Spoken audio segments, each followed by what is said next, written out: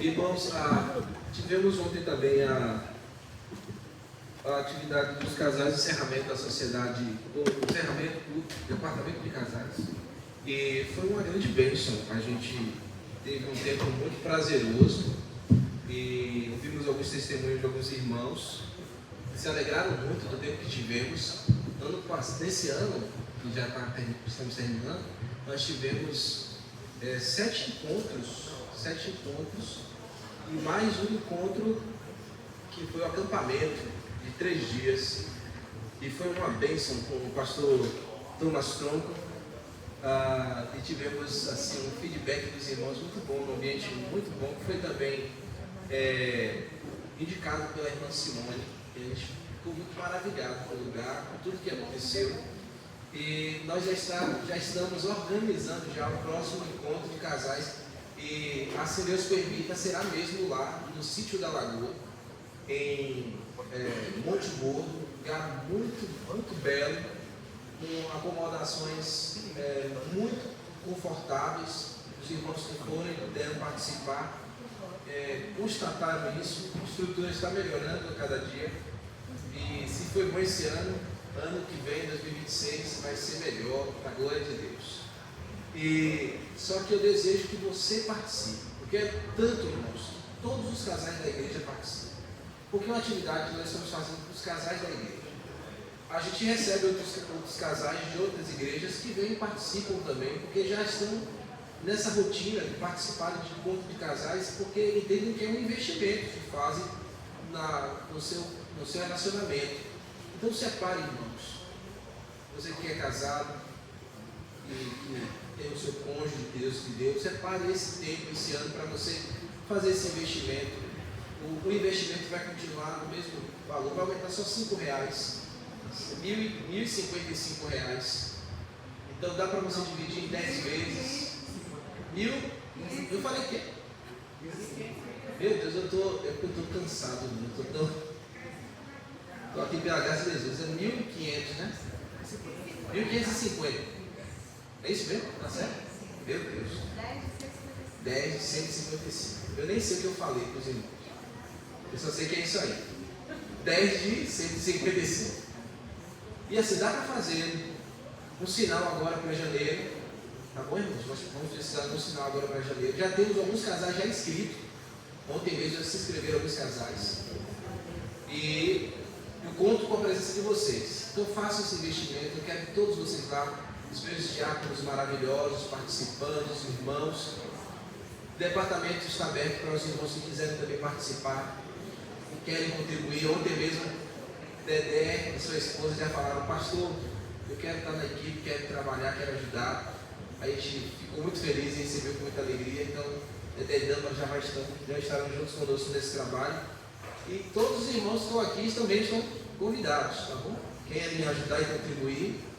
As portas do departamento estão abertas e vamos fazer esse ano um ano maravilhoso para os casais. Então, fiquem atentos, irmãos, para os convites que nós vamos fazer para que vocês participem também do evento. Ontem sentimos a falta de muitos irmãos, mas Deus enviou aqueles que Ele desejou que estivessem conosco. Foi uma grande bênção. Nós meditamos sobre a importância de você manter o respeito do casamento e o amor do casamento. São 2 ingredientes que não podem faltar na união conjugal. Então, dando recado, contamos com vocês. Fiquem atentos, no janeiro a gente já vai começar a postar aí um comunicativo sobre o evento que vai acontecer no encontro, que vai acontecer no YouTube. Então louvamos a Deus por esse dia, essa manhã, que está fazendo calor, não é verdade? Está quente, mas amém. Hoje à noite nós também vamos nos reunir. Provavelmente seja aqui mesmo, a gente vai perceber se a iluminação vai dar para atender os irmãos. Mas se não formos aqui, reunir aqui, vai reunir lá à frente. Então bendizemos ao Senhor. Eu desejo que todos vocês que estão aqui reunidos possam apreciar a palavra de Deus, recebê-la no seu coração, acolhê-la, e o Senhor Jesus poder trabalhar em nós, através do seu Santo Espírito, nos convencendo e transformando nossas ações. Meus irmãos, no sermão passado, a mensagem e os sinais que nós estudamos A temática foi tratada no último sermão expositivo, domingo passado. Na ocasião, observamos a narrativa de Lucas mostrando que muitos sinais e prodígios estavam sendo realizados pelos apóstolos. Os apóstolos do Senhor Jesus Cristo estavam curando, pela graça do Senhor, muitos enfermos e pessoas possessas por demônios estavam sendo libertos em virtude da graça do Senhor, que ratificava por meio dessas ações a palavra que estava sendo pregada. Os apóstolos estavam lançando os fundamentos, como eu falei para vocês, os fundamentos doutrinários, e ensinando o povo o evangelho da graça de Jesus Cristo, e o Senhor, com a sua graça e o seu poder, confirmava a comunicação do evangelho aos corações por meio de realizações de milagres tão maravilhosos que fogem qualquer categoria humana. E nós vimos a graça do Senhor agindo no meio daquele povo. Era muita gente que chegava, muitos enfermos, toda sorte de enfermidade, e muitos possuídos por espíritos malignos. O autor bíblico nos disse, lembra do sermão passado, que muita gente afluía de diversas cidades circunvizinhas e eram colocadas em macas nas ruas, para que, ao menos, Pedro, ao passar, sua sombra se projetasse sobre algumas dessas pessoas e eles pudessem receber a graça de Deus. Eu observei aos irmãos que isso era o beneplácito da graça do Senhor Jesus, que aquela multidão foi curada não por causa da sombra de Pedro, não era a sombra de Pedro em si. E o que Pedro estava fazendo, eu mostrei para os irmãos, era algo que se assemelhava ao que Jesus fez, quando aquela orla dele, das suas vestes, foi tocada por uma mulher que estava enferma há 12 anos, e ela foi curada. Era algo semelhante. Também mostrei a passagem no capítulo 18, 19 para vocês, quando Paulo estava também realizando algo dessa natureza com os seus panos e aventais. Mas eu disse que não eram os panos e os aventais, não era a sombra de Pedro nem as obras de Jesus, era a graça de Deus que fluía para alcançar uma multidão aflita e transformar aqueles pecadores. Eu concluí, fui caminhando para a conclusão do sermão, mostrando para os irmãos que essa passagem não nos dá o direito de exigir isso do Senhor. Uma igreja sábia e bem doutrinada, ela entende que não vai ficar na expectativa de que a sombra de alguém, os aventais de alguém, possa promover a cura de alguns irmãos que tenham necessidade. Doentes sempre vão existir, necessidades sempre vão estar no meio do povo, mas a graça de Jesus sempre estará presente. Antes, isso ficou lá no primeiro século, era dessa forma que Jesus movia e confirmava a sua palavra. Hoje não precisa mais disso, porque temos a palavra de Deus completa, o cânon bíblico já está fechado, e Deus não precisa se revelar por meio desses sinais maravilhosos. Entretanto, eu apontei para os irmãos que o nosso Senhor continua realizando milagres hoje. Ele continua curando, sim, continua libertando, sim. Ele continua fazendo isso na exposição da sua palavra.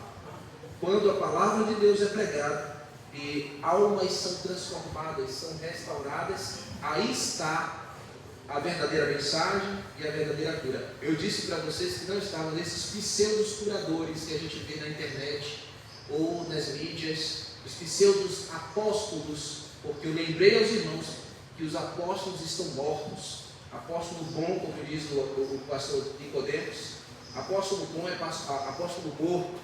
Então eles estão mortos fisicamente, mas vivos na glória, aguardando o dia que será reunida toda a igreja para bendizer o Senhor Jesus. A mensagem desta manhã, muito obrigado. A mensagem desta manhã, na continuidade da nossa pregação expositiva no livro de Atos dos Apóstolos, estamos no capítulo 5 e vamos aos versos 17 a 32. Nós não vamos fazer a leitura juntos, tá bom? Eu vou lendo com vocês e comentando e fazendo a aplicação. Nós vamos dividir esse sermão em 4 cenas. Em meio às cenas eu vou trazendo aplicações para os irmãos. Que tange aqui, amados, é aquilo que eu já chamei a atenção para os irmãos em sermões anteriores, a respeito de uma perseguição embrionária. Lembra do sermão que a gente abordou lá, logo depois do capítulo 2? Uma perseguição embrionária surgindo. Aqui a gente está tendo esses reflexos.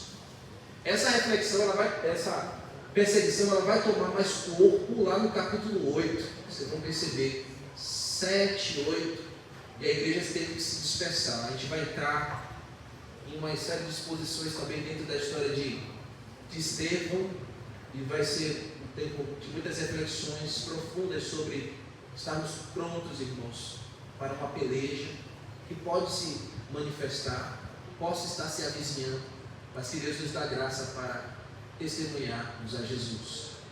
Dentro dessa dinâmica ainda, dessa perseguição embrionária, a gente vai ver essa temática de testemunhar. O tema da mensagem de hoje é testemunhando sem medo. E o intuito é mostrar através do exemplo dos nossos irmãos, os apóstolos, mais uma vez, que nós precisamos ter coragem e termos a posição de defender a nossa fé diante daqueles que se levantam contra aquilo que nós cremos, contra o Senhor que deu a sua vida por nós. Vamos à leitura do texto, logo no verso 17 e 18, porque aqui está a primeira cena. Olhinhos no texto comigo. Esta cena eu chamei de retaliação invejosa. Retaliação invejosa. Veremos aqui o relato de Lucas, mostrando que um sentimento invejoso brotou no coração de líderes religiosos. Levantando-se, porém, o sumo sacerdote e todos os que estavam com ele, isto é, a seita dos saduceus, tomaram-se de inveja e prenderam os apóstolos e os recolheram à prisão pública.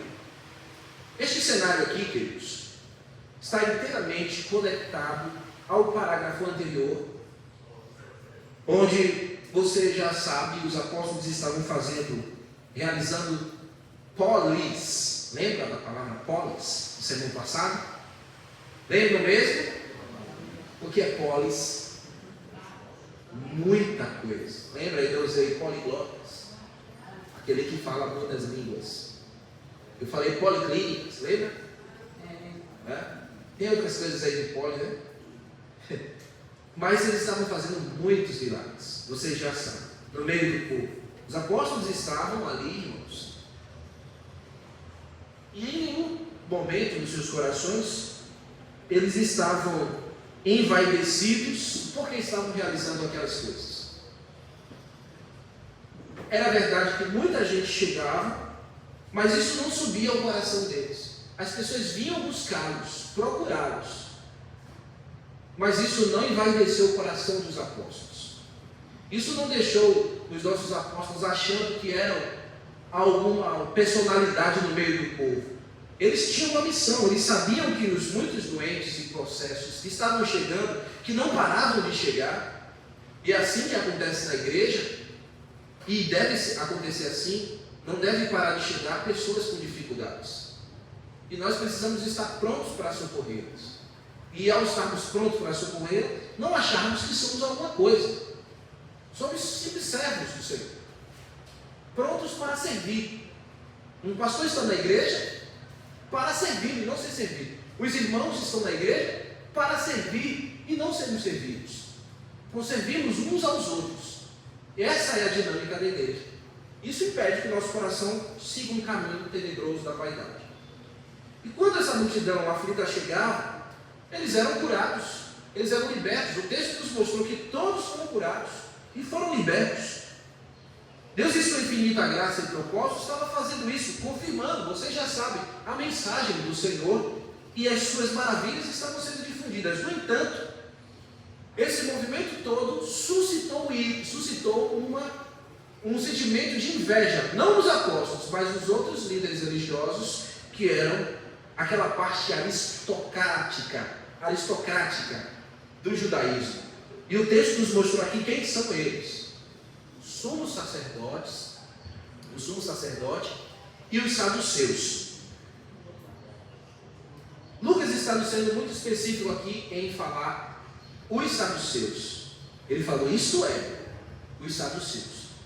Porque vocês sabem que os saduceus, eu já mostrei para vocês aqui em sermões passados, que este grupo aqui de religiosos tinha algo muito específico. E a especificidade deles para outras áreas religiosas que existiam, outros grupos, como os fariseus, os zelotes, por exemplo. Os saduceus, meus irmãos, eles não acreditavam em milagres sobrenaturais. Eles não acreditavam na manifestação de anjos. Isso é importante vocês capturarem isso. Eles não acreditavam na ressurreição dos mortos. Então a pregação de que um homem morreu e ressuscitou, para eles era absurda, era blasfemo esse pensamento. Então eles estavam ali. Para eles, doentes sendo curados, para eles, espíritos demoníacos saindo da vida de pessoas, era tudo uma fantasia para eles. Não, eles estão promovendo isso aqui para capturar adeptos, fazer proselitismo. Então, a visão que Lucas quer mostrar para nós, falando exclusivamente dos saduceus, era porque eles colocavam em descrédito tudo aquilo que estava acontecendo. Eu não disse para vocês que os sinais e os milagres corroboravam para confirmar a pregação? É isso? Os saduceus diziam, nada disso, aquela mensagem não é verdadeira. E esses milagres que estão acontecendo é tudo forjado, é tudo fabricado. Esses doentes que estão chegando aí, é tudo pessoas que estão chegando e são coisas forjadas, é o que eles pensavam. Afinal, as multidões chegavam para os apóstolos e não para eles. E isso é que fez surgir a inveja. Eles é que recebiam as multidões. As pessoas buscavam eles ajuda, auxílio, orientação, mas agora eles estão buscando os apóstolos, aqueles que estão comunicando a palavra de vida. Apareceu aqui também a expressão sumo sacerdote. E eu já mostrei para vocês que na época existiam quantos sumos sacerdotes? Quantos? Um só? Não. São dois. Isso. Não, tem dois mesmo. Sim. Porque assim, gente, quando a gente lê os evangelhos, está próximo à situação histórica. É o primeiro século ainda. Anás e Caifás estão vivos ainda. Entende? Anás e Caifás. Lembra que quando Jesus foi preso e foi para julgamento, ele foi para isso? E no próprio texto de Atos, pregando para vocês, eu mostrei que na primeira perseguição embrionária, os sumos sacerdotes estavam lá. E se eram dois, era Caifás e Anás. Pronto. Para refrescar a mente dos irmãos. Caifás era um líder religioso, ou o sumo sacerdote, que era de direito e político. Então ele representava a ala política e religiosa entre os judeus, por assim dizer. E Anás era o primeiro sumo sacerdote, que foi deposto pelo imperador, por questões políticas. Mas Anás, ele era o sumo sacerdote de fato e direito religioso.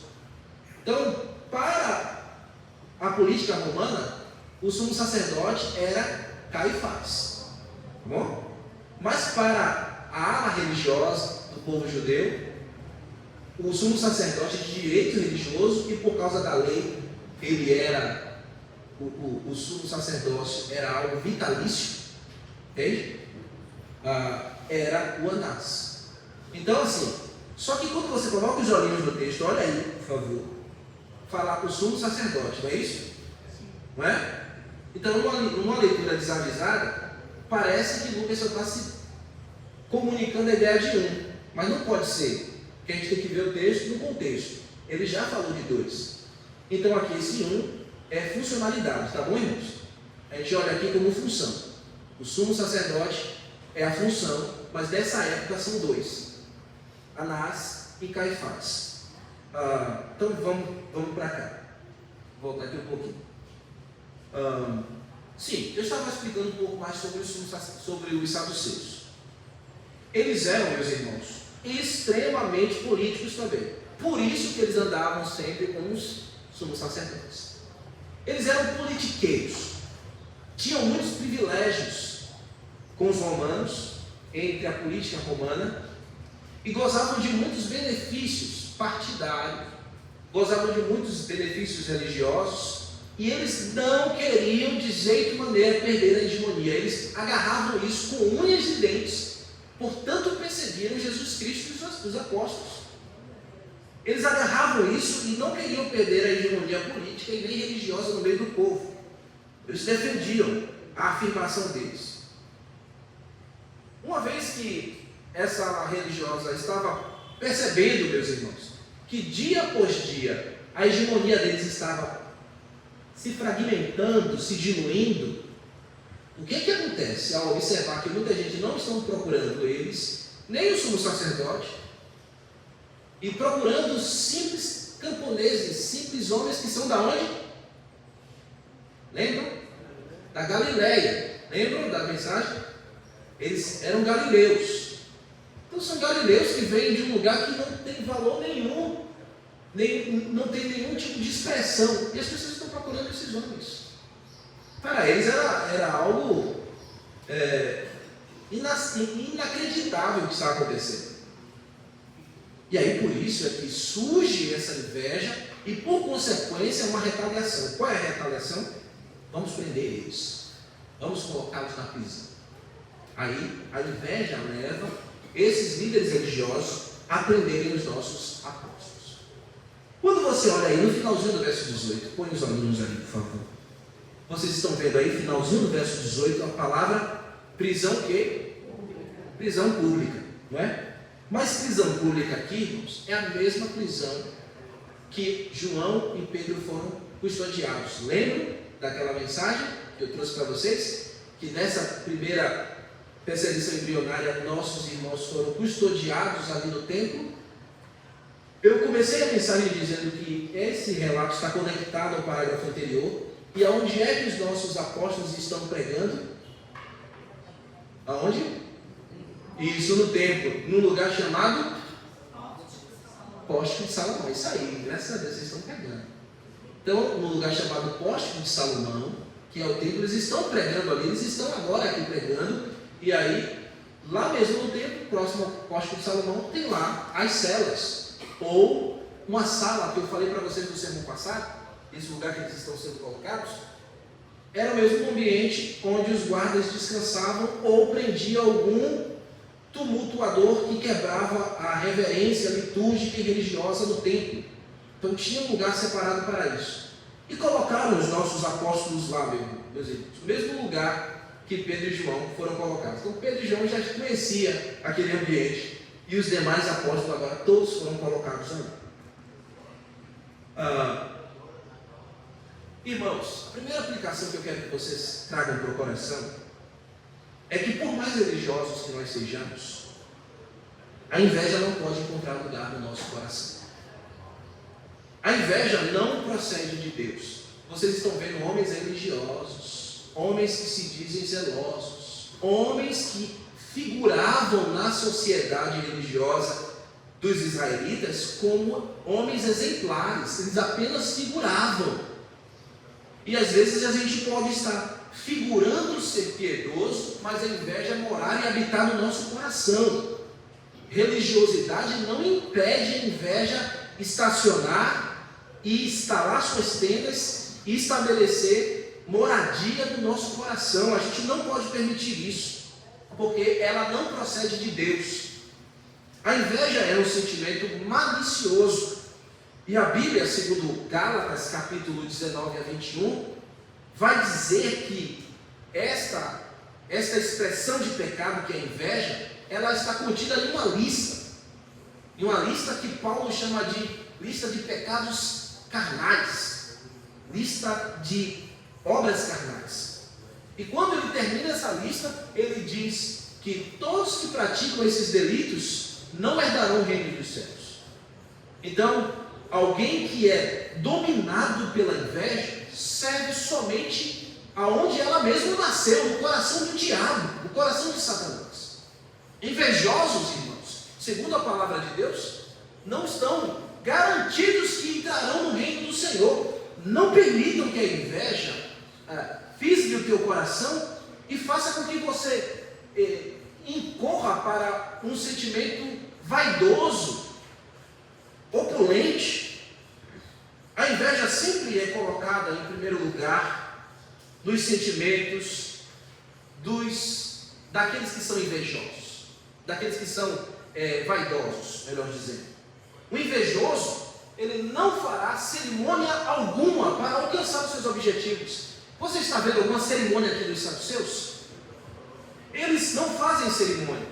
Então alguém dominado pela inveja vai olhar sempre o seu propósito, sempre o que ele quer, sempre o que afaga o seu ego, sempre aquilo que lhe satisfaz, em detrimento do que vem acontecer com o próximo. Se vai lançar na prisão, se vai excluir da comunidade, se vai excluir do relacionamento, eles não estão nem aí, porque não procede de Deus esse sentimento. Sentimento corrompido. Então o invejoso, ele não fará cerimônia. Abra comigo em Provérbios, capítulo 14, versículo 30. Tem uma palavra aqui de Salomão, capítulo 14, versículo 30. Ele diz assim: o coração em paz dá vida ao corpo, saúde, a pessoa vive feliz, vive se relacionando bem. Mas olha o que ele vai dizer aqui em sequência: entretanto, ou mais, todavia, a inveja apodrece os ossos, ela destrói a alma, destrói o interior. A inveja corrói. No final, meus irmãos, a inveja não faz bem a ninguém, nem ao invejoso e nem quem é alvo da inveja. Então, cuidado para que a inveja não esteja apodrecendo os seus ossos. Cuidado para que no seu interior sentimentos estranhos não levem você a excluir amizades, excluir relacionamentos, achar que é melhor, que não pode perder a hegemonia. Abra outro texto, por favor. Tiago capítulo 3, verso 13, verso 14 ao verso 18. Falando também a respeito deste pecado desgraçado que é a inveja. Eu estou usando a expressão desgraçado porque olha o que Salomão está dizendo, ele apodrece os ossos. Então é algo realmente, não há graça nenhuma nisso. Se pelo contrário, tendes em vosso coração inveja, amargura e sentimento faccioso, nem vos glorie nisso, nem mincais contra a verdade. Essa não é a sabedoria que desce lá do alto, antes é terrena, animal e o que? Demoníaca. A inveja é algo demoníaco, não procede de Deus. Pois onde há inveja, há sentimento faccioso. Onde há inveja, sempre haverá divisões.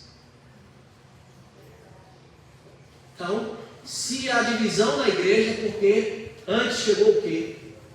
A inveja. Quando a igreja se divide, o que primeiro chegou nela foi a inveja. Um pastor ficou invejoso, algum irmão se invejou, e aí vamos abrir outra igreja melhor do que essa. Então, divisão no meio da igreja é a presença da obra do diabo. Quando se divide assim, nesse sentido. Nesse sentido aqui. Quando a igreja se multiplica e abre outras, é outro propósito. Mas quando há um racha dentro da igreja, é algo demoníaco. Então Deus nos livre disso, irmãos.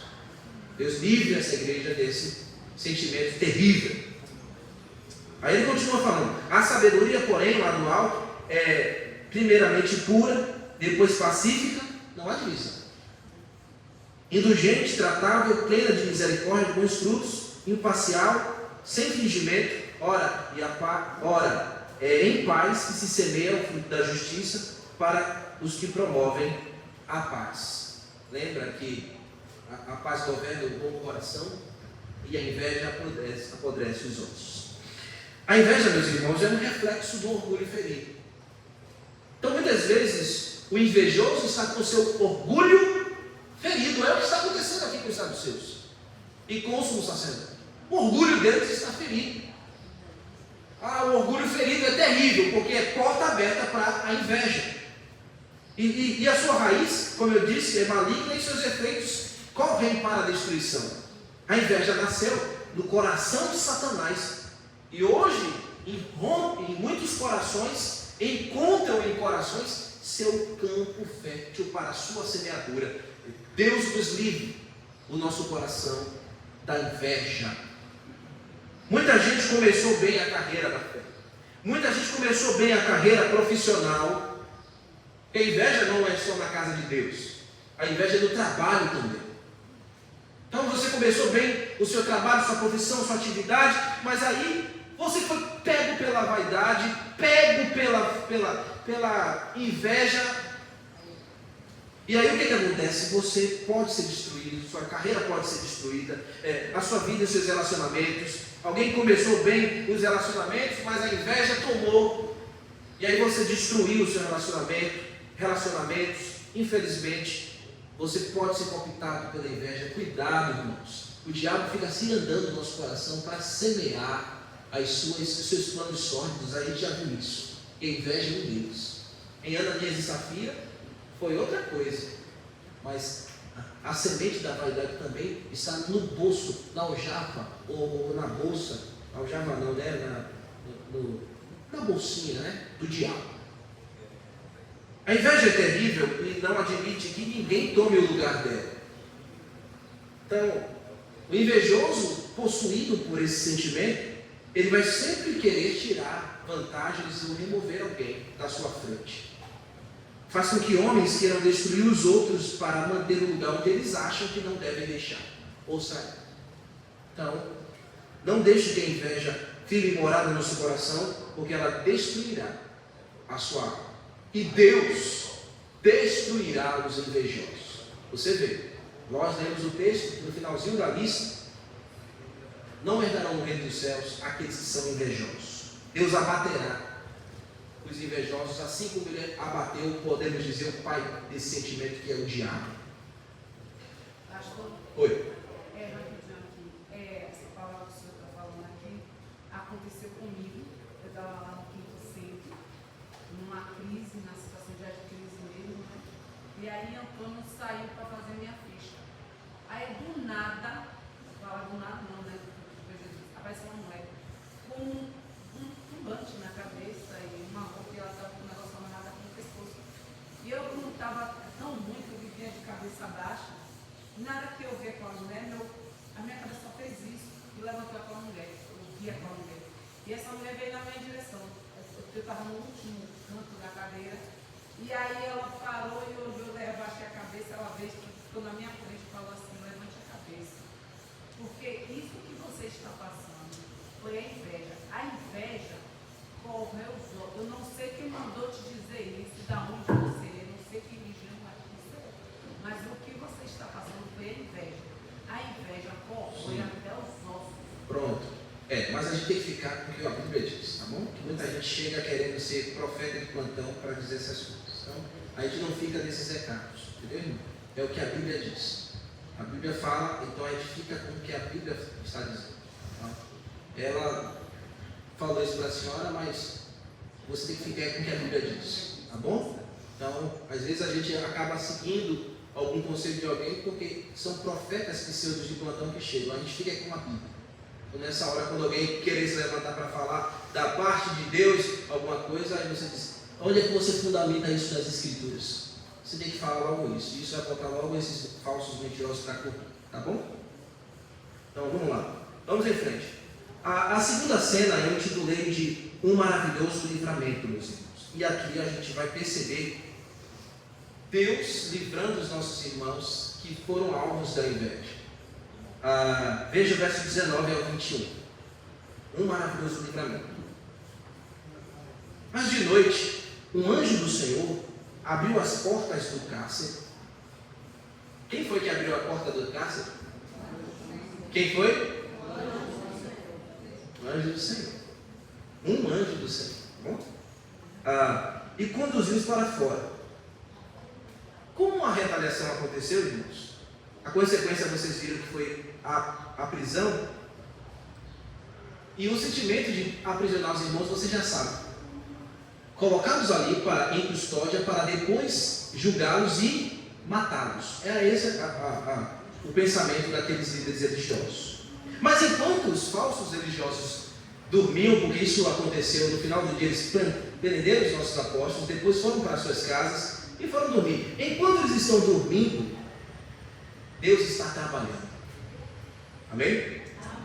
Enquanto eles estão, os nossos inimigos, os inimigos da cruz estão dormindo, o meu Deus, o seu Deus, meu irmão, está trabalhando em nosso favor.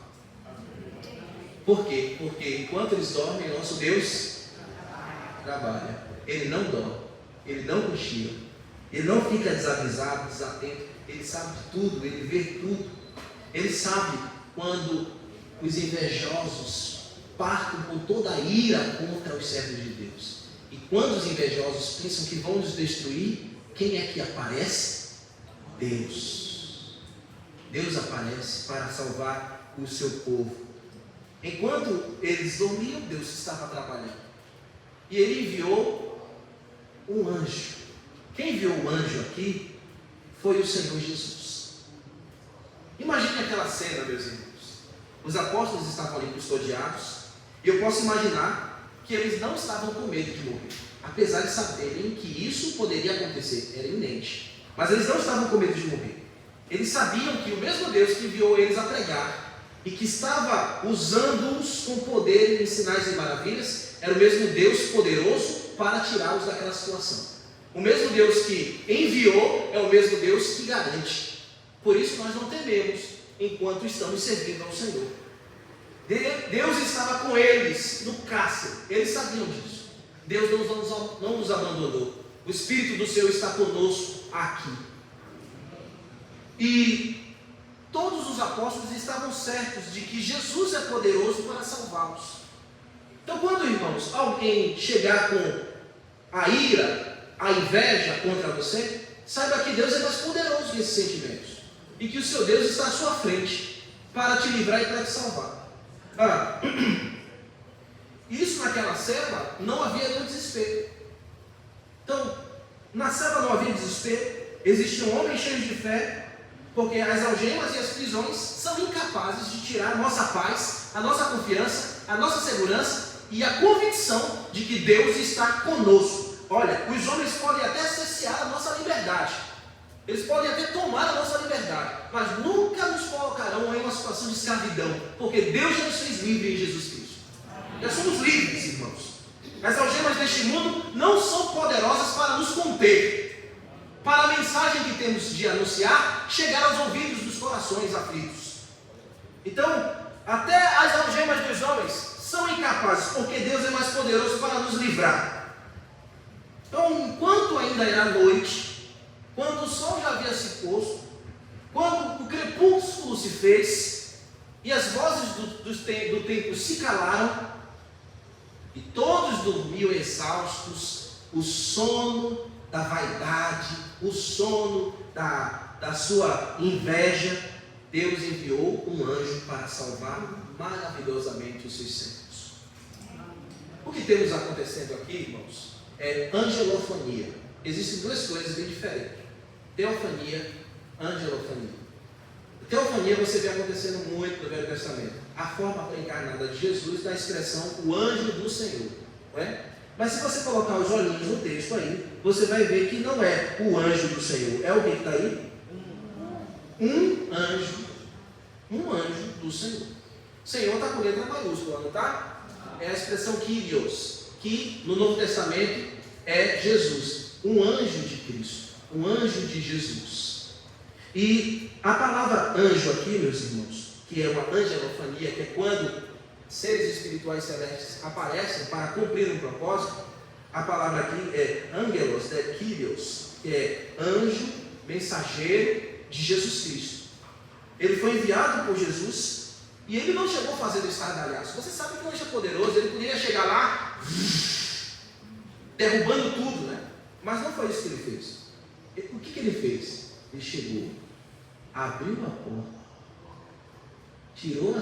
abriu a prisão e foi dizendo: Pedro, João, Filipe, Bartolomeu, vem, segue aqui, é por aqui, venha.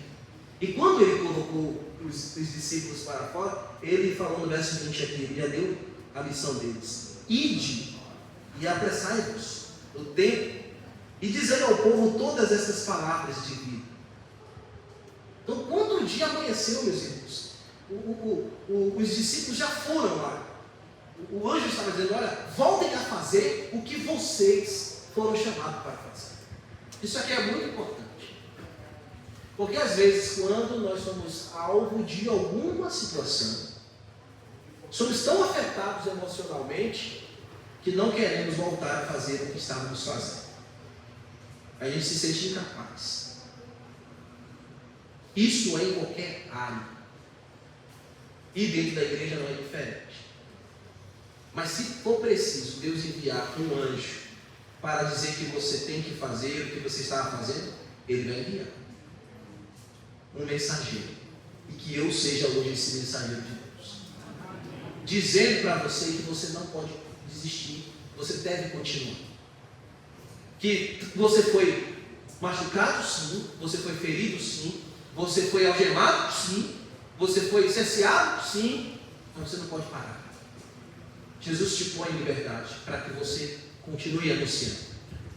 Então, pode ser lá no seu trabalho, seja o que for, uma perseguição, alguém que se levantou contra você e depois contra você, falou injúrias, mentiras, e você se sentiu acuado. Não tema, o Senhor é contigo.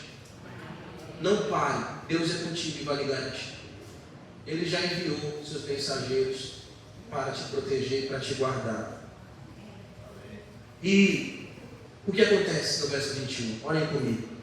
Tendo ouvido isso, foi como uma carga, uma mensagem que chegou ao coração dos discípulos e disse: é isso mesmo, vamos voltar a fazer o que Jesus mandou a gente fazer, testemunhar, sem medo. Então eles, tendo ouvido isso, verso 21, logo ao romper do dia, entraram no templo e, o que faziam? Ensinavam. Onde é que eles estavam? Lá no pórtico de Salomão, ensinando. Eles saíram dali para a prisão, e da prisão voltaram para lá. Qualquer pessoa iria dizer: rapaz, eu não vou mais para lá não. De novo, eu já escapei. Um raio não cai no mesmo lugar, né? Então, sei lá, eu vou nada de novo. Mas não, irmãos. A fé desses homens era tão maravilhosa que eles não temiam a própria morte. O que eles queriam era servir a Deus, era cumprir a vontade do Senhor, mesmo que isso lhe custasse a liberdade em qualquer coisa. Então eles voltam com toda a fé e força para realizar a vontade de Deus. E assim que o dia amoreceu e as multidões chegaram no templo, Deus estava usando os seus apóstolos. Então, é sempre assim, meus irmãos, no meio das nossas noites. Essa aplicação que eu quero que vocês possam fisgar aqui. É sempre assim. No meio das nossas noites, Jesus vai aparecer. No meio das nossas noites, um mensageiro vai chegar com a direção de Deus para nós. A palavra de Deus vai chegar no nosso coração. E na nossa noite, esse mensageiro que chega é você recordar a mensagem que você ouviu. É você recordar a palavra que você leu. Isso vai lhe trazer ânimo, coragem, força, intrepidez para você continuar fazendo o que Deus lhe mandou você fazer. Porque o que Deus disse que você deve fazer não são essas coisas exteriores que vão impedir, irmãos, de você continuar até o final. E Deus vai lhe garantir a vida até o fim. Ele enviará o seu escape, Ele colocará a nossa vida na rota do seu desígnio para cumprir a sua vontade e a missão que Ele nos confiou. Cada um de vocês aqui tem uma missão nas mãos. Todos vocês, irmãos, têm uma missão em suas mãos que Deus lhe ordenou a fazer. Então, por favor, vocês já saíram da prisão, a noite já foi embora, o dia já amanheceu. É hora de fazer a vontade de Deus. É hora de colocar em prática o desígnio que Deus nos colocou. Então, esta noite já escura já passou, o dia já clareou e é hora de servirmos a Deus com alegria, fé e coragem. A nossa igreja já passou por momentos tenebrosos, Mas esse tempo já passou. Hoje estamos vivendo um novo tempo. Hoje estamos vivendo uma nova época. E o Senhor está à nossa frente, nos livrando e nos dizendo que está conosco para garantir que a sua obra e a sua missão se realizem. Então vamos, irmãos. Muitas vezes você pode se sentir entristecido, você pode se sentir enfraquecido ou desmotivado, achando-se alvo das trevas, mas você é alvo da luz, é alvo de Cristo. Deus está contigo, você não pode parar, você não pode desistir. As nossas noites mais escuras, o Senhor Jesus Cristo surge com a sua graça para iluminar o nosso coração, nos fazer lembrar que fomos resgatados para cumprirmos a sua palavra. Por que Ele faz isso? Por que Ele aparece sempre nas noites mais escuras das nossas vidas? Porque Ele tem urgência em nos usar. Como Ele tinha urgência em usar os apóstolos. Não porque os apóstolos fossem alguma coisa, ou que nós fôssemos alguma coisa. Nós não somos nada. Somos pó e cinza. Mas Deus tem urgência em cumprir o seu propósito. Então Ele vai usar mesmo o pó e a cinza que somos nós. E amém, que somos pó e cinza nas mãos do Senhor, vasos nas suas mãos, onde Ele usa para a sua glória. Então aquilo que é insignificante, que somos nós, toma algum significado nas mãos do Senhor. Amém? Tua vida tem valor e significado nas mãos do Senhor. Então, Deus está enviando o seu mensageiro. Deus está enviando a sua mensagem para você e dizendo, com urgência Deus quer usar a sua vida. Quando Ele nos tira da noite, meus irmãos, e o nosso amanhecer acontece, Ele quer que, por meio de nossas vidas, maravilhas aconteçam. Maravilhas aconteçam no meio do povo. Nós temos uma mensagem, irmãos, como os apóstolos tinham uma mensagem. Deus confiou uma mensagem em nossas mãos e colocou ela no nosso peito, e ela precisa estar viva, quente, ela precisa incendiar o nosso interior para que saia de nossos lábios com poder e graça e maravilhas aconteçam na vida dos ouvintes. E por isso que precisamos cedo, assim como os apóstolos, o dia amanheceu e lá eles estavam já pregando. Então por isso, cedo, ao alvorecer, com urgência, anunciemos aquilo que Deus colocou em nosso coração. Preguemos aos perdidos que precisam conhecer Jesus Cristo. E eles só vão aprender quem é Jesus se nós anunciarmos. Se nós que conhecemos a graça de Cristo, anunciarmos a eles. Pregar o Evangelho, meus irmãos, fielmente, muitas vezes nos custará a liberdade. Muitas vezes custará a empatia das pessoas. Mas a gente precisa superar estas coisas e continuar, porque Deus é poderoso e o poderoso Senhor nos confiou uma grande missão. Sabe, esse ponto aqui também é importante eu frisar para vocês. Hebreus capítulo 1, verso 14 diz que Deus envia anjos para proteger aqueles que vão herdar a salvação. Todos nós somos protegidos porque Deus cumpre essa palavra. Ele realmente envia anjos celestes para nos proteger. Salmo 91, quem já gravou este salmo, sabe muito bem que lá diz que Ele ordena anjos ao seu respeito para que você não tropece em pedra alguma. Mas isso aqui não é para dizer que temos anjos da guarda, viu, irmãos? Ninguém tem anjo da guarda. Ok? Não tem anjo da guarda.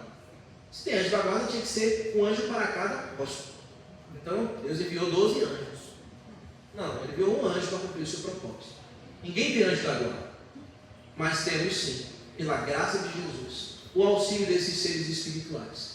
Que a ordem de Cristo, quando necessário, vai lá e ajuda e socorre. O próprio Deus enviou um anjo para confortar o nosso Senhor Jesus. Ali não era o anjo da guarda de Jesus.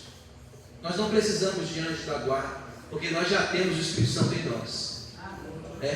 Mas Deus usa da sua forma, da sua maneira, isso. A Bíblia diz que muitos acolheram anjos, mensageiros ou mesmo seres espirituais, sem saber. Então, nosso Deus não está em uma caixinha, né? Ele pode fazer obras nessa maravilha, nessa magnitude. Mas, por favor, não pensem, não saiam daqui imaginando que você pode ter um anjo da guarda em prontidão para fazer o que você quer. Eles estão a serviço de Jesus e são enviados por Jesus, tá bom? Agora vamos para a terceira cena. Na terceira cena nós vemos um sinédrio inteiro perplexo.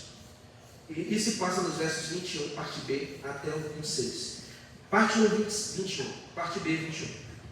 Quando, porém, o sumo sacerdote e os que com eles estavam convocaram o sinédrio e todo o senado dos filhos de Israel e mandaram buscá-los no cárcere, mas os guardas, indo, não os acharam no cárcere, e tendo voltado, relataram, dizendo: achamos o cárcere fechado com toda a segurança e as sentinelas dos seus postos junto à porta, mas abrindo-as, a ninguém encontramos dentro. Quando o capitão do templo e os principais sacerdotes ouviram essas informações, ficaram perplexos e a respeito deles e do que havia acontecido. Meus irmãos, o sinédrio ficou todo perplexo. E os guardas, o capitão da guarda também. Eu já mostrei para vocês que o capitão da guarda era aquele que organizava a guarda do templo. E ele ficou perplexo porque ele disse: rapaz, eu vou acabar, eu vou pagar com a minha vida aqui. Então ele ficou admirado. Só que você tem aqui duas expressões aqui que é importante explicar para vocês.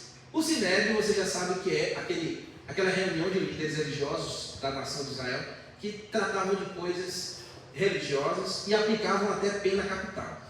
Só que aparece aqui a outra expressão, a outra expressão aqui que é, deixa eu ver aqui, irmãos. Me ajudem aqui. Conselho do povo. Isso, obrigado, meu filho. Conselho do povo. O conselho do povo eram anciãos que compunham também o sinédrio, mas eles não eram membros fixos do sinédrio. Então eram homens mais experimentados que vinham para conciliar. Então a situação se agravou tanto pela imagem desses líderes religiosos que eles também chamaram essa parte para compor o sinédrio e assim eles julgarem rapidamente e terem um aval de todos, até porque os anciãos mais experimentados estavam ali. Então definir sentença de morte para os nossos apóstolos já seria algo ali que não haveria discussão depois, porque toda a casta religiosa, judicial e conselheira de Israel estava juntos ali para tomar uma definição. E eles ficaram perplexos. Lembra que eu disse para vocês que os saduceus não acreditavam em anjos? Mas eles não têm essa informação aqui no texto. Eles não souberam que foi o anjo que livrou eles. Nós sabemos que a gente está vendo pelo retrovisor da história, não é isso? A gente está lendo aqui. Então Lucas nos informou isso. Ele colheu essa informação e colocou aqui. A perplexidade é porque eles não sabem que natureza fez com que os apóstolos saíssem dali. Porque não havia sinal de rebelião. Havia outros presos e não houve rebelião. Nem os outros presos deveriam saber o que aconteceu. Não houve violência. Não havia ali indício de depredação patrimonial. Ninguém forçou portas e nada. Estava tudo perfeito. As sentinelas estavam lá no seu posto e elas não perceberam nada, não viram nada. Imagina, meus irmãos. Não houve negligência da parte da guarda do templo. Não houve nenhum tipo de arrombamento. Tudo estava devidamente trancafiado. E dizer que um anjo foi lá e salvou, se eles ficassem sabendo disso, eles dizer: rapaz, essa história está cara cheia. O bom baiano ia dizer assim: rapaz, isso aí é conversa de pescador, né? Oxe, isso aí é conta para boi dormir. Mas, irmãos, não foi nada disso. Foi Jesus mesmo que enviou seu anjo e salvou aqueles nossos irmãos ali. E eles ficaram perplexos. E quando ainda estavam baratinados, procurando saber o que estava acontecendo, surgiu um cidadão que ninguém sabe quem é. Alguém chegou e começou a falar. Veja o verso 25. Nesse inteirinho, quando eles estavam ainda preocupados em tentar entender o que aconteceu, nesse inteirinho, alguém chegou, que a gente não sabe, um fuxiqueiro talvez. Sempre existe fuxiqueiro, né? Sempre. Encontrei, já sei onde eles estão. Não se preocupe.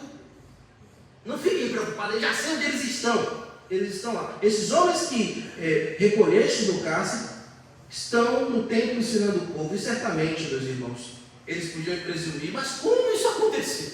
Eles estavam perfeitamente trancafiados aqui. Não é possível. Os guardas estavam aqui, tudo está perfeitamente como nós deixamos. E como é que eles foram vamos parar lá. O verso seguinte diz: nisto, indo o capitão e os guardas, trouxeram sem violência, tá vendo? Porque estavam perplexos e com medo, porque temiam serem apedrejados pelo povo. Aqueles que o povo temia, estavam temendo o povo, porque a natureza da qual os homens estavam ali não foi uma coisa natural. Então eles, rapaz, isso aqui só pode ser obra divina, porque esses homens já fazem tantas coisas, sinais e maravilhas, e eles estão aqui. O que aconteceu que eles estão aqui? Eles foram temendo e foram levados. Agora vamos para a quarta cena. A quarta cena se passa no verso 27 a 32. E eu chamei testemunhando sem medo, nos importa agradar a Deus. Trouxeram-nos, apresentando-nos ao Sinédrio. E o sumo sacerdote tomou a dianteira, porque o sumo sacerdote é aquele que dirigia a sessão. Então ele começa a falar. Ele era a figura proeminente e a liderança, dizendo, verso 28, expressamente vos ordenamos que não ensineis neste nome, contudo encheste Jerusalém de vossa doutrina e quereis lançar sobre nós o sangue deste homem. Olha, irmãos, lembra que os sumos sacerdotes haviam dito isso a Pedro e a João? É por isso que ele está dizendo aqui: nós já havíamos expressamente ordenado a vocês não falarem no nome deste homem. Então, lembra lá do capítulo 4? No capítulo 4 a gente viu isso. Eles estão falando de novo. Então, eles estão olhando para Pedro e para João. Estão vendo os demais, mas eles estão se dirigindo ao. Lembra que a gente falou para vocês não fazerem isso? E por que vocês estão falando no nome desse homem? Eles nem mencionam o nome de Jesus. Nome deste homem. Porque eles tripudiavam mesmo.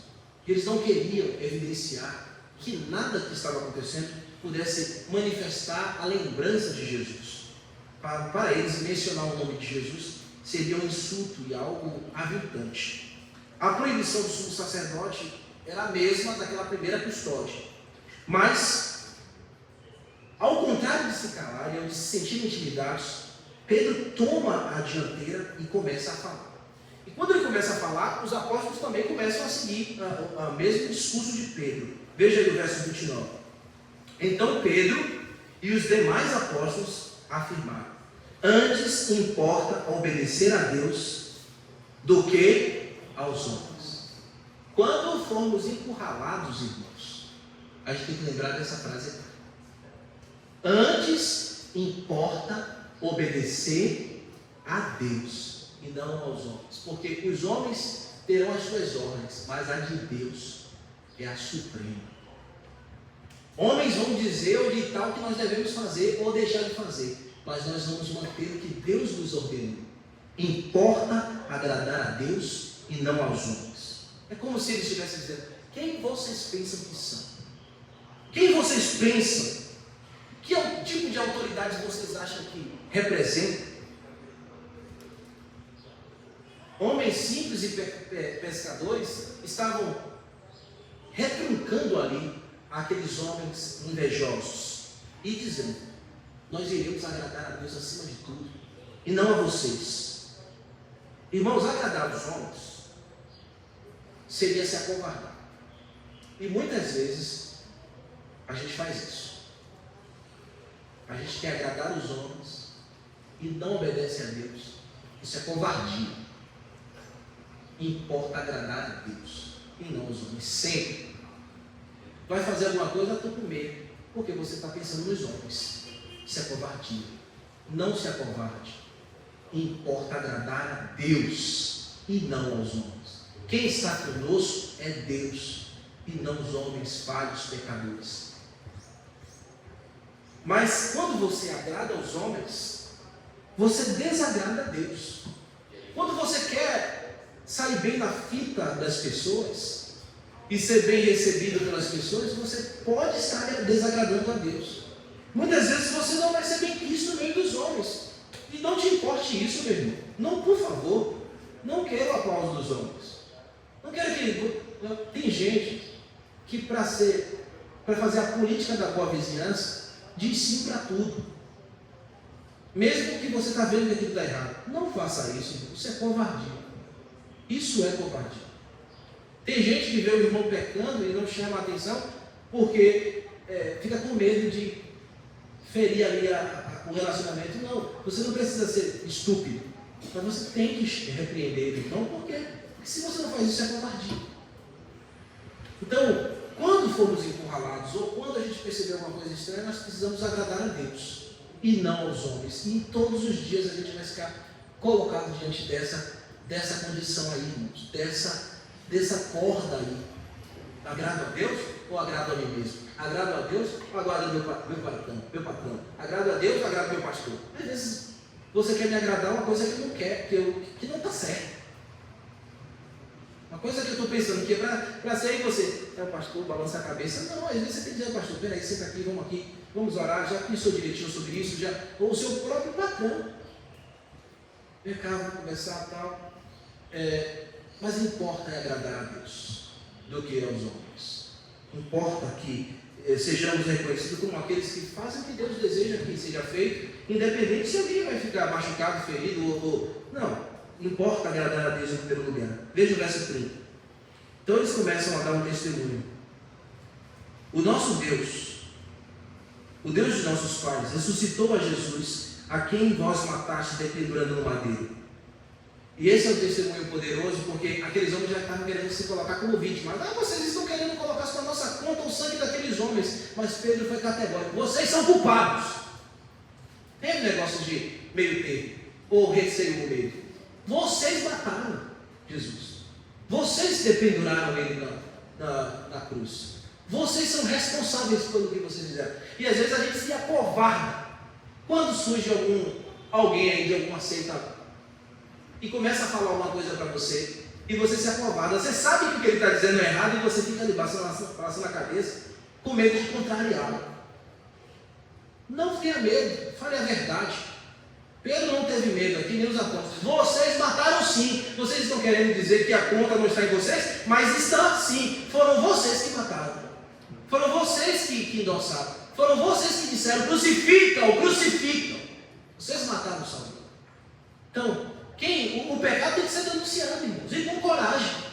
A gente não está aqui para passar pano na cabeça ou para agradar um ao outro e deixar de falar a verdade. Pedro disse, vocês mataram. E testemunhou aqui com autoridade. O Deus que enviou a Jesus Cristo, esse Jesus que foi enviado pelo Deus dos nossos pais, vocês mataram na cruz. Então nós não podemos nos acovardar, ficar com medo, porque importa agradar a Deus e não aos homens. Se todos os irmãos tivessem isso no coração e cumprissem isso, muitos problemas da igreja seriam vencidos só por essa frase: importa agradar a Deus e não aos homens. Você ia perceber quando alguém não quer ser vaidoso fazendo alguma coisa, você ia lembrar, importa agradar a Deus e não aos homens, irmão. Quando alguém bater e ficar esperando um tapinha nas costas, alguma coisa assim, importa agradar a Deus e não aos homens. Então Pedro faz essa afirmação aqui categórica. E os seus irmãos seguiram. Por que ele precisou dizer aqui, irmãos, que Jesus foi morto e ressuscitou? Veja aqui o texto.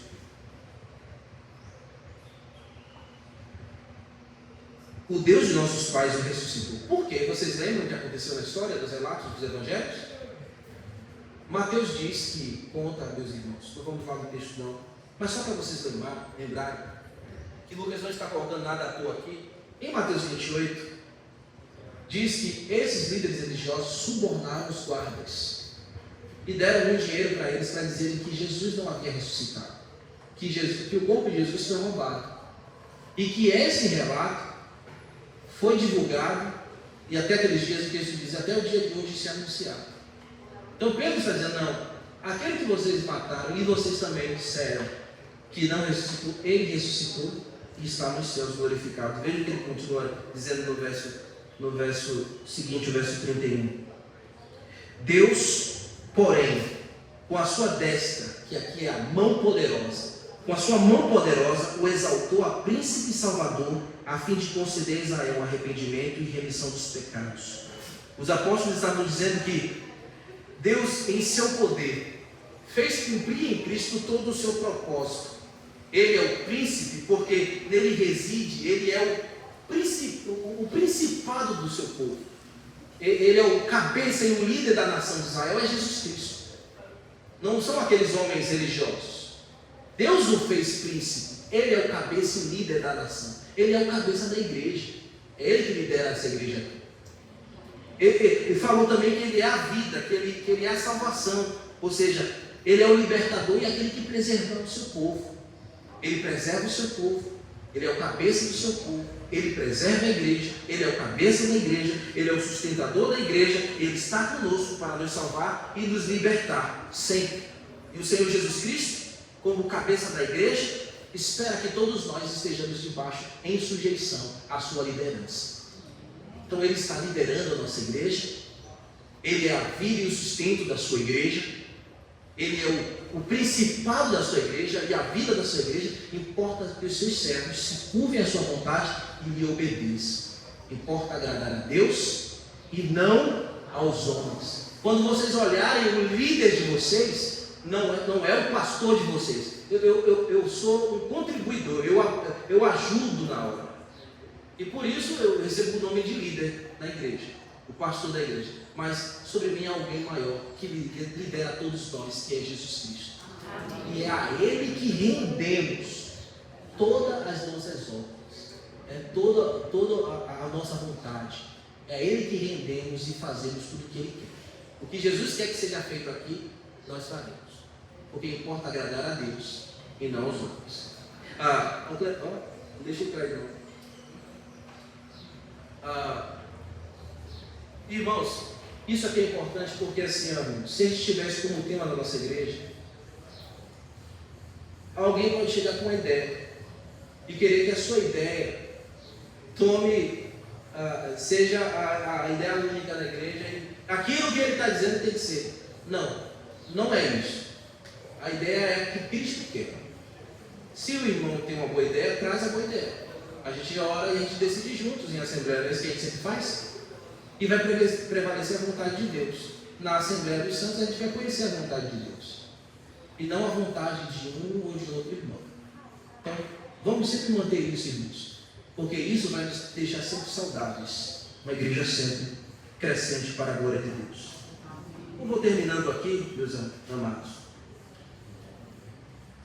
Lembrando a vocês que esse mesmo Senhor, que foi crucificado, e que com a mão poderosa foi ressuscitado, a mão de Deus, está assentado nas alturas e governando as nossas vidas. Ele desde a eternidade sempre foi reconhecido como o príncipe e salvador do seu povo, salvador da sua igreja, e ele que atrai em arrependimento e fé e em remissão para os pecados, dos pecados, aquele a quem ele quer salvar. Ele é o Salvador porque ele salva quem ele deseja. Nós somos os servos que comunicamos essa salvação. E ele vai salvar e vai perdoar todos aqueles que estiverem dentro de seu propósito e vontade. No verso 32, lá você viu os apóstolos dizendo: ora, nós testemunhamos deste fato, e bem assim o Espírito Santo que nos outorgou, que Deus outorgou aos que lhe obedecem. Então, nosso dever é obedecer à vontade de Deus, anunciar o Evangelho, pregar o Evangelho às pessoas, e essa é a vontade que Ele nos deu, que nos outorgou, e o Espírito Santo que já habita em nós, que nos dá poder para cumprir isso. Façamos com toda a motivação e alegria. Que o Senhor Jesus encha cada coração aqui, esta manhã, fazendo-nos como fé e intrepidez, mensageiros da sua palavra urgente, e que a doutrina de Cristo seja conhecida dentre todos, uma vez que Ele nos outorgou o Espírito Santo. E esse mesmo Espírito encha o coração de cada um irmão de coragem para testemunhar, e esse mesmo Senhor Jesus dos céus, das alturas, receba os arrependidos que adentrarem as portas da nossa igreja, e que não tenhamos medo nunca, irmãos, enquanto exercemos a chamada que Ele nos fez, e não tenhamos medo de anunciar aquele nome que é maravilhoso, sublime e doce, nome de Jesus. Amém? Que o Senhor aplique a sua palavra em nosso coração. Vamos ficar de pé para orarmos? Irmãos, a gente vai cantar? Os irmãos vão cantar? Não, né? A gente, irmãos, nós iremos realizar o culto à noite, antes da oração, deixa eu descer cá. Nós iremos realizar o culto à noite, provavelmente seja aqui, tá bom? O que vai definir mesmo, isso é a iluminação. Eu não sei se ficará tão precário que vocês vão precisar ler. Talvez a gente se reúna aqui, ou aqui à frente, ali pela cantina, ali, ou então aqui embaixo, tá bom? Então peço aos irmãos à noite que, quando forem chegando, se a gente definir que for lá, será lá, ajuda-nos a pegar esses bancos, as coisas e colocarem lá, tá bom? Os rapazes, os homens, para a gente fazer essa transposição lá, para nos ajudar. Na quarta-feira a gente vai fazer o culto de oração ali mesmo, onde fizemos na semana passada, porque, como eu disse, a gente ainda tem que fazer algumas coisas para terminar aí a adequação de som da igreja. No domingo, que é o culto da Páscoa, se Deus nos permitir.